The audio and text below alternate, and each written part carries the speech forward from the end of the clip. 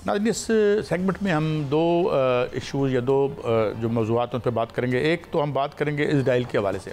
ख़बरें अपेरेंटली आ रही हैं, न्यूयॉर्क टाइम्स में दाएँ बाएँ आ रही है कि जनाब वो इनकी बात नहीं मानता, बड़ी याहो बुका कर रहे हैं, यानी प्रैक्टिकली उसकी इमदाद रोक नहीं रहे और प्रैक्टिकली जो असला उसको सप्लाई करते हैं जो कि निहत्ते गज़ा के लोगों पर गिराया जाता है और जिसमें सारी दुनिया भी जो है वो OIC भी खामोश तमाशाई है और जो वेस्ट के जो बड़े माशाल्लाह ह्यूमन राइट्स के जो ये चाचे मामे हैं वो भी चुप करके बैठ के देखते रहते हैं बच्चों के। और जिस तरह कल हमने खबर दी थी कि 14,000 बच्चे जो हैं अगले चंद घंटों में, यह उनकी अपनी असेसमेंट है, उनकी अपनी जो बॉडीज़ हैं जो ह्यूमन राइट्स की एसोसिएशन हैं या जो ये खैराती इदारे हैं, ये उनकी असेसमेंट है। इसी तरह यमन के वाले से भी हमने बात की थी। अब मियाँ साहब एक नई बात निकल आई है और ये इन्होंने इजराइल ने अपनी नई पॉलिसी बताई है। उसने कहा जी मैं तो यूनिलैटरली जाऊंगा अगर मेरे पीछे नहीं खड़ा और अगर अमेरिका ईरान से गुफ्तगू करना चाहता। भाई अमेरिका को तो समझ ये लग गई जिस तरह कल हम खुल के बात नहीं कर सके कि ईरान का जो ड्रोन है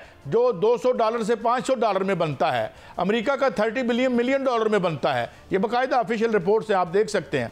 वो जाके जहाज़ों पे वो गिरा रहे हैं। इवन उन्होंने 3 जहाज़ F-35 स्टेल्थ जहाज़ जो सबसे अहम जहाज़ है, एक हिट हुआ। ये पलकी शर्मा ने जो उनकी बहुत बड़ी आजकल माशाल्लाह बोल रही है एंटी पाकिस्तान, उनकी एक बहुत बड़ी वेबसाइट है या टीवी है उनका वेब, वो उसने खुद हमें वो उसकी तस्वीरें भी दिखाई कि वो उस रैग टैग आर्मी जो है यमन की उसने हिट किया और बड़ी मुश्किल से वापस उसने लैंड किया। फिर उसने ये भी खबर बताई कि 2 F-35 जो हैं जब उसका एक मिसाइल आ रहा था वहाँ से यमन से, तो उनका जो एक बहरी बेड़ा है उसने उसके निशाने से बचने के लिए तेज़ी से जब करवट बदली साइड पे हुआ तो 2 जहाज जो पार्क थे वो खैर से आजकल रिहाइश पजीर हैं समंदर की तह में। तो ये सिलसिला है। अच्छा, अब वापस आते हैं। अगर वो यूनिलैटरली ये करता है तो आपको पता है हम इससे पहले मियाँ साहब ये बात कर चुके हैं और ये गालबन आपने स्टोरी दी थी अगर मैं गलत नहीं कह रहा कि अगर ये उसकी एटमी तनसीबात पे हमला करता है तो पूरा जो मिडल ईस्ट है वो अनलिवेबल हो जाएगा। वो उसकी वो हालत हो जाएगी अगर वहाँ का असला या वहाँ पे जो अगर वेपन्स पड़े हुए हैं और जो खबरें हैं कि जी कुछ बने हुए हैं या नहीं बने हुए या जो भी फैसिलिटी है वो इस तरह की ताबकारी फैलेगी उससे कि एक तो समंदर जो है वो बर्बाद हो जाएगा, पीने का पानी ख़त्म हो जाएगा।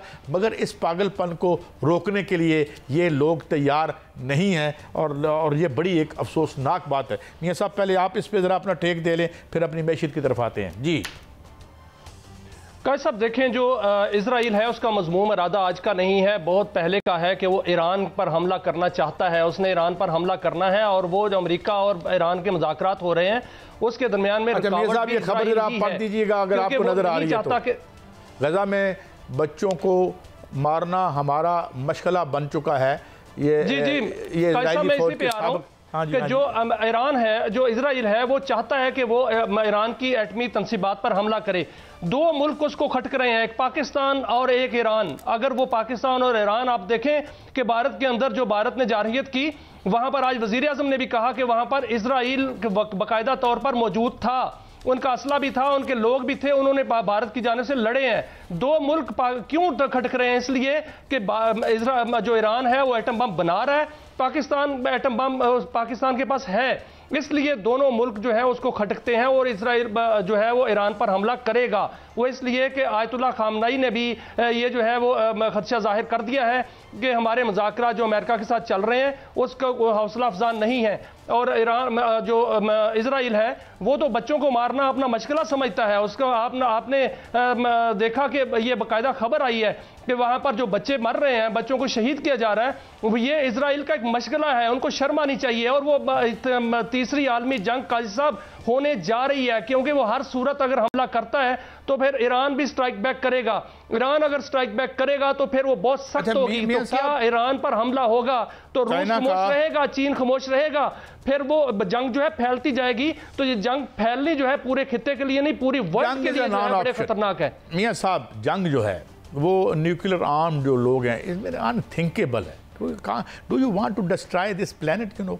अब ये है कि वो देखे ना, 2-4 बंदे अपने आप को हुकूमत में अपने ओहदों पर रखने के लिए वो एक बांदर के हाथ में जैसे उस तरह आ जाता है। वो ये आज की जो इंटरनेशनल अफेयर्स मेरे नज़दीक तो ये हैं, या ये कहते हैं कि बांदर के हाथ में जो है वो बंदर कहते हैं, जिसे बांदर पंजाबी में कहते हैं, कि उसको माचिस दे दें, आग लगा देंगे ये अपने आप को हुकूमत में रखने के लिए, जिस तरह नेतान्याहू कर रहा है, जिस तरह मोदी कर रहा है, और जिस और भी बहुत जगहों पर इस तरह ही हो रहा है। अब सवाल ये है कि क्या दे विल, यानी ये पूरी ह्यूमैनिटी को दांव पे लगाएंगे क्या?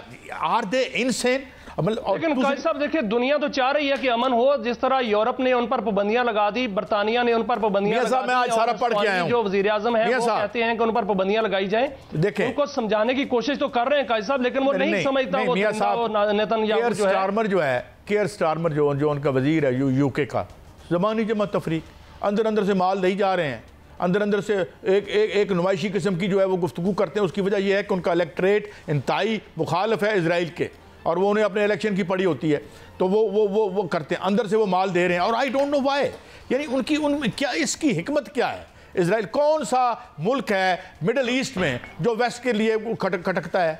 मतलब अच्छा, अब वक्त थोड़ा है, मियाँ साहब मैं एक अगली स्टोरी पे आता हूँ जी। बानी तहरीक इंसाफ बातचीत कर, आज अलीमा खान साहिबा को तो नहीं मिलने दिया गया, उनके जो 2 बहनें हैं वो गईं, और उनके तवस्सुत से अलीमा खान साहिबा का ये कहना था कि जी उनको जो उनके वकील ने कुछ लिखा हुआ दिया है या उसको बताया है, उसके मुताबिक खान साहब ने कहा है जी कि मैं बात करूँगा, लेकिन मैं वो उनका वही मौक़िफ़ है, वो कोई ये जो ड्रामा चलाया गया था। बल्कि ये कहा जा रहा है कि अलीमा खान साहिबा का ये कहना है कि जनाब जब भी हम कोई तहरीक की बात करते हैं तो फ़ौरन खबरें आ जाती हैं जी, गल बात हो रही है, तय हो गया, अब ये सब आ रहे हैं, अपना क्या नाम है, इमरान खान साहब बाहर आ रहे हैं, अंदर जा रहे हैं।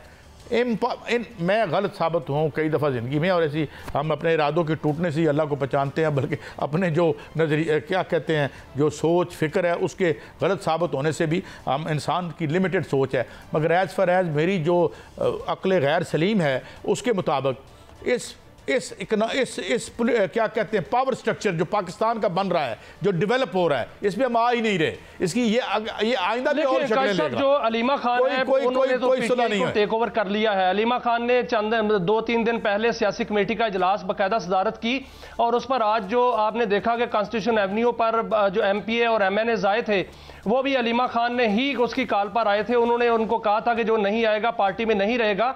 कल जो मुलाकात हुई थी वहां पर बैरिस्टर सलमान गए थे, उन्होंने जाकर जब गए तो उनका अलीमा खान ने कहा, जो अलीमा खान को तो नहीं मिलने दिया, लेकिन अलीमा खान ने कहा कि वहाँ खान से बात नहीं करनी, कि हमने वहाँ पर लोगों को बुलाया है, और उन्होंने नहीं की, और आज लोगों को इम्तहान में डाला, वहाँ पर आए। लेकिन बानी पीटीआई की जहाँ तक बात है, बानी पीटीआई ने कहा है कि मुज़ाकरात जो हैं वो इस्टेब्लिशमेंट से करने हैं। इस्टेब्लिशमेंट तो कहती है कि हमसे मुज़ाकरात नहीं करने, सियासी गवर्नमेंट से मुज़ाकरात करें, लेकिन खान साहब कहते हैं सियासी हुकूमत से मैंने मुज़ाकरात नहीं करने, तो मुज़ाकरात तो नहीं। मियाँ साहब, सारी दुनिया को पता है जनाब वज़ीर आज़म नवाज़ शरीफ साहब जो हैं वो कितने ताकतवर हैं, कितना वो फैसले कर सकते हैं, इस पर हम क्या बात करें। I think it is very self evident, और मैं समझता हूँ वो ठीक कह रहे हैं कि जहाँ उन्होंने बात होनी वहाँ बात नहीं हो पा रही और नहीं होगी, इसलिए कि ये एक स्टेलमेट है, और ये स्टेलमेट ऐसे ही रहेगा। मगर कहानी आगे कैसे, तारीख़ की कहानी रुकती नहीं है, वन वे और अदर वे जाती है, मगर कैसे जाती है मैं इस पर ज़्यादा बात नहीं करना चाहता। मगर तारीख़ यहाँ रुकी नहीं रहेगी, मगर इनके दरमियान कोई गुफ्तगू होने वाली नहीं है, इस्टेब्लिशमेंट के दरमियान और खान साहब के दरमियान।